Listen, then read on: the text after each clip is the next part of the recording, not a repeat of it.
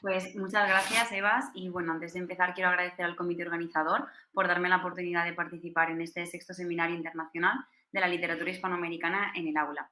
Bueno, pues en los próximos minutos voy a hablarle de una propuesta didáctica para introducir a Quetzalcóatl en el aula de secundaria. Y esta propuesta parte de una investigación doctoral que llevé a cabo sobre la presencia de la serpiente emplumada en el teatro mexicano del siglo XX. Pero ahora bien, una vez terminado el doctorado, me pregunto, como docente de lengua y literatura española, hasta qué punto la mitología prehispánica, y más en concreto este mito de Quetzalcóatl, puede formar parte de la educación literaria de los más jóvenes. Bueno, en este sentido, la doctora Mónica Ruiz Bañuls ha realizado investigaciones y comunicaciones acerca de la presencia de la mitología prehispánica en el teatro infantil y juvenil en México, que ha demostrado que estas leyendas forman parte de la formación de los más jóvenes en el país azteca. Pero mi preocupación tiene que ver con el ámbito español. Podemos incluir estos mitos en las aulas de secundaria, de literatura, y si podemos hacerlo, ¿cómo lo hacemos? Y bueno, pues en esta presentación he intentado dar respuesta un poco a esas incertidumbres y he organizado la comunicación en dos partes. Primero, pues de forma un poco más teórica y mucho más rápida, hablaré un poco acerca de la presencia del mito prehispánico y la posibilidad de incluirlo en las aulas. Y ya después he realizado una propuesta didáctica con este personaje, que como digo, pues es una propuesta y por supuesto cualquier sugerencia será muy bien recibida.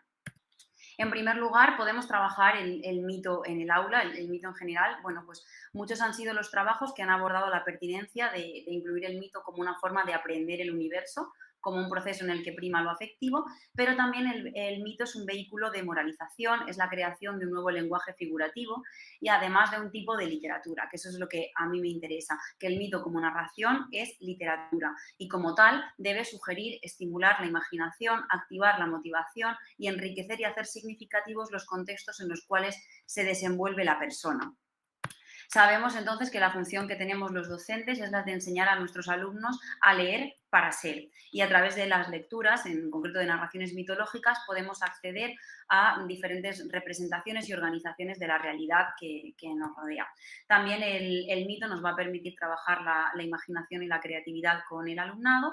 Y también, como indican López Valero, en Cabo Moreno y Pérez, las narraciones mitológicas suponen una buena herramienta para mejorar el hábito lector, sobre todo en nuestros días, que sabemos que es algo deficiente.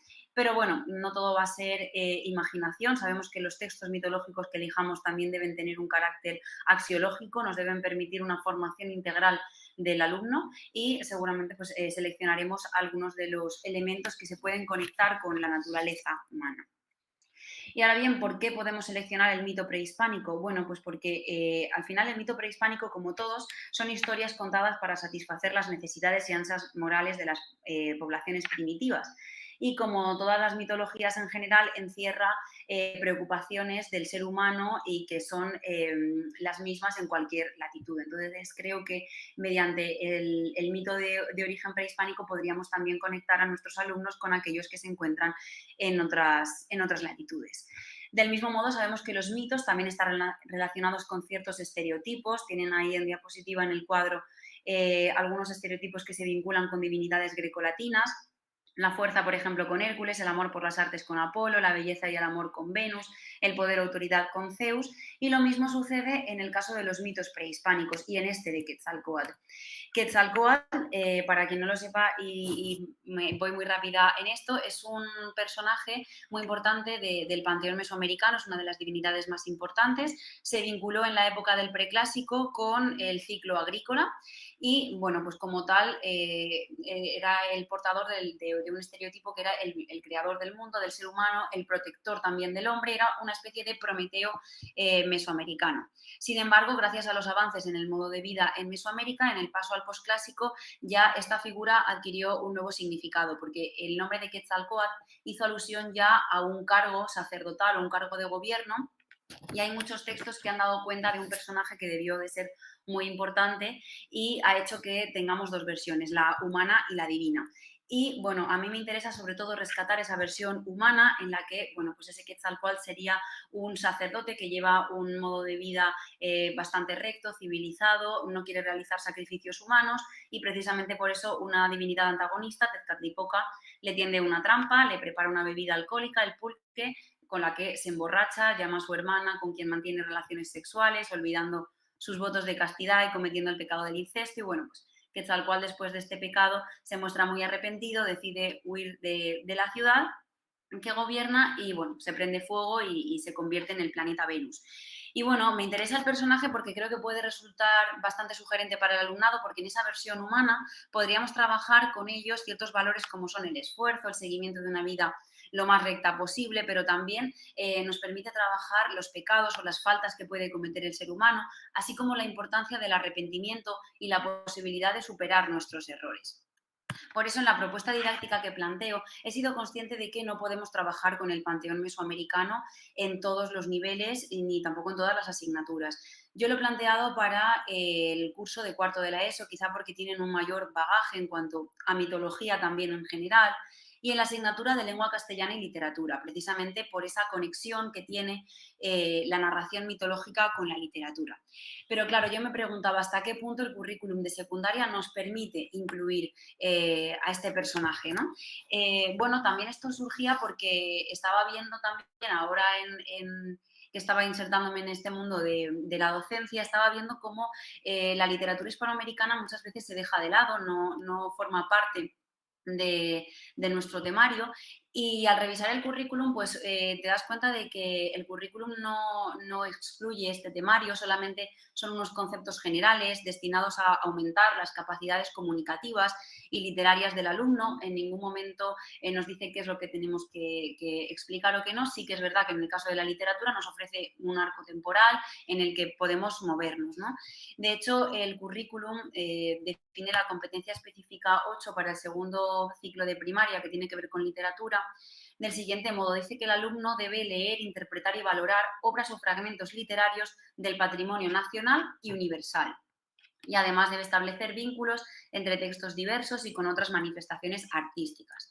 Por todo ello, considero imprescindible, y creo que es algo que compartimos los que estamos en este seminario, que la literatura española, esa etiqueta, es mucho más abarcadora y no se limita a la producción nacional. Y creo que la mitología prehispánica podría ser un buen ejemplo para demostrar, bueno, para acercar a nuestro alumnado a esa literatura y a esa cultura hispanoamericana. En cuanto a los materiales didácticos que he seleccionado, han sido sobre todo obras teatrales que son de segunda mitad del siglo XX. Son las que tienen en pantalla: Quetzalcóatl de Luisa Josefina Hernández, Quetzalcóatl regresa de Silvia Peláez y Resurrección de Quetzalcóatl de Carmen de la Fuente. Y bueno, trabajaría con algunos de los fragmentos de estas obras. He considerado que las tres son una recuperación que es bastante asequible para el alumnado y bueno, básicamente he elegido teatro porque creo que es el género que mejor representa la condición humana. Vernos representados en el escenario hace que reflexionemos sobre nuestro pasado, presente y futuro, pero también sobre nuestros valores, tradiciones y forma de ver la vida. También sabemos que el teatro ha estado muy vinculado a la mitología desde sus orígenes, recordemos las tragedias clásicas, y el teatro en el aula, que tiene múltiples posibilidades. Potencia las relaciones personales con los compañeros y con los adultos, haciendo que el niño tenga una formación completa como ser social, permite desarrollar distintas formas de expresión, desde la expresión oral hasta la corporal, aumenta también la autonomía personal porque hace que el alumno pierda el miedo a hablar en público, y también desarrolla la empatía al permitir que el alumno pueda ponerse en la piel de otros personajes y así pues puede experimentar algunas situaciones que quizá de otro modo no podría haber vivenciado. Y bueno, pues paso ahora a unas propuestas de actividades que he realizado. Estas están divididas en dos bloques. El primero está orientado a activar los conocimientos previos del alumno sobre mitología en general y sobre mitología prehispánica, y ya el segundo bloque son actividades con las que ya trabajo al personaje de Quetzalcóatl. En cuanto a las actividades de activación de conocimientos previos, he propuesto tres. La primera es la mitología en el siglo XXI. En esta actividad el alumno podrá relacionar gran parte de los productos que forman parte de su vida cotidiana, que incluso algunos utiliza, con algunos conceptos de la mitología grecolatina, demostrando así que estos conceptos están muy presentes en el siglo XXI, en nuestra actualidad. Por ejemplo, la marca Dove tiene una paloma que alude a Afrodita y a la belleza que podemos obtener gracias a sus cosméticos. La famosa marca deportiva Nike está basada o hace referencia a la diosa griega de la velocidad, Nike. Versace tiene como símbolo la cabeza de Medusa y Maserati el tridente de Neptuno. La segunda de las actividades que sabes de mitología está orientada a demostrar a los alumnos que saben mucho más de mitología de lo que ellos seguramente piensan. Es cierto que podrán haber aprendido algo acerca de mitología grecolatina, mesopotámica, egipcia en el aula, pero seguro que también han tenido contacto con mitología vikinga o nórdica gracias a otros medios, como por ejemplo los cómics o los videojuegos. Tal es el caso del famoso personaje Thor, que aparece en los cómics de Marvel y que después se ha adaptado al cine, o de los videojuegos, y algunos ejemplos son God of War o Assassin's Creed en su versión Valhalla. No obstante, el conocimiento de nuestro alumnado sobre la mitología mesoamericana sabemos que va a ser escaso o prácticamente nulo, porque puede que solamente conozcan algo por la película de 2006 de Mel Gibson, Apocalipto, pero ya les queda también muy lejano y de todas maneras tampoco sería un conocimiento muy fiable. La tercera de las actividades es las mitologías en el mundo y tiene como objetivo realizar un mapa general que permita a los estudiantes ubicar geográficamente las siguientes mitologías: grecolatina, mesopotámica, egipcia, celta, vikinga, africana oriental y mesoamericana. Y ya en cuanto a las actividades en las que abordo al personaje de Quetzalcóatl, la primera de ellas la haría partiendo del texto de Luisa Josefina Hernández, Quetzalcóatl, es un texto de 1968. Aquí seleccionaría el fragmento en el que se habla acerca del pecado de Quetzalcóatl, desde la embriaguez, pasando por el incesto, el arrepentimiento del personaje, la huida de la ciudad y su conversión en Venus. Y sería pues una versión del personaje que me gustaría contrastar con la que ofrece José Luis Pescador en La caída de Tenochtitlan, porque es un género nuevo, es el cómic, un medio distinto, un medio audiovisual, que creo que la imagen puede captar bastante la atención del alumno y hacerlo que se adentre mejor en la historia, pero también porque se llevan pues casi 50 años una versión y otra, y lo que vamos a ver es que son prácticamente la misma. Y lo que me gustaría trabajar con el alumnado a través de este fragmento del pecado es la debilidad humana, que somos que cometemos errores como seres humanos y que podemos superarlos a través del arrepentimiento y la toma de conciencia. En segundo lugar, trabajaría con el texto de Silvia Peláez, Quetzalcóatl regresa, que es del 94, y yo aquí trabajaría con un fragmento en el que la autora pone frente a frente al personaje humano y al personaje divino. En este caso, Peláez trabaja con esa idea del doppelganger que ya hablaba en la comunicación anterior Ignacio Ballester, pero en este caso no tiene tanto que ver con esa idea del doble como una enfermedad mental, sino como una imposibilidad de configurar la identidad. Entonces, a través de la lectura del texto y de la dramatización del mismo por parte de los alumnos, me gustaría trabajar con ellos la configuración y la expresión de la identidad en la adolescencia, pues trabajando así la incertidumbre, los miedos, el desconocimiento, el descubrimiento de nuevas emociones y a veces también la presión social. Y finalmente, mediante el texto de Carmen de la Fuente, La resurrección de Quetzalcóatl, también del 94, trabajaríamos la avaricia. En este caso, el personaje principal, Huemac, rechaza los bienes naturales que le ofrece Quetzalcóatl, que tienen que ver con el ciclo agrícola y con el sustento del ser humano, y le solicita bienes materiales como piedras preciosas, chanchihuites, turquesas. Y entonces, bueno, pues a partir de un debate pondríamos como tema principal la ética del castigo, ¿no? Hasta qué punto en la obra Huemac es castigado, pero también su pueblo, entonces hasta qué punto, ¿no?, deberíamos castigar al soberano, también al pueblo, y por supuesto se les ofrecerían a los alumnos las herramientas necesarias para llevar a cabo un buen debate.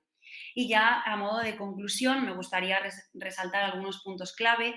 En primer lugar, la importancia del mito hispanoamericano en las aulas, del mito prehispánico, y que lleva de la mano pues toda esa literatura que excede la etiqueta de la literatura española producida en el ámbito nacional, y la necesidad también de incluir esa literatura y cultura hispanoamericana. También la importancia del teatro en la educación secundaria, porque nos permite el desarrollo personal y afectivo del alumno. Y finalmente me gustaría destacar las múltiples posibilidades didácticas que tiene Quetzalcóatl. Lo que yo he traído aquí son solamente una propuesta de actividades, y sin duda creo que el personaje podría ser muy sugerente y que se podrían formular muchas más propuestas didácticas en un futuro. Y bueno, es todo. Muchas gracias.